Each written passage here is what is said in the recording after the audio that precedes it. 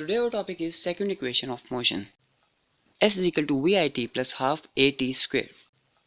Suppose a body is moving. At point A, its velocity is Vi.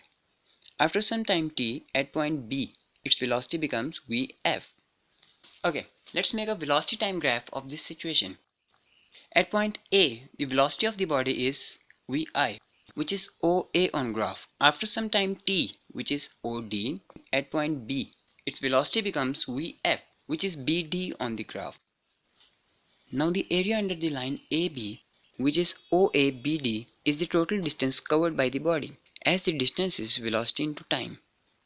Now we draw a line AC to cut the shape ABDO into two pieces, a rectangle OACD and a triangle ABC.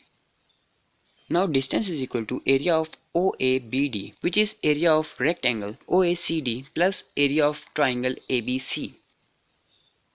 Area of rectangle is length into width. So the area of rectangle OACD is OA into OD. In the graph, OA is equal to initial velocity and OD is equal to total time taken by the body. So the equation would be area of the rectangle OACD is equal to VI into T. Area of triangle is half of the product of length and width. So the area of the triangle ABC is half of AC into BC. BC is equal to BD minus CD.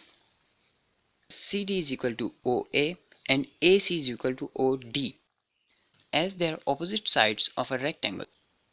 Now put the value of BC and AC in equation 3 and we will get area of triangle ABC is equal to half OD into BD minus OA.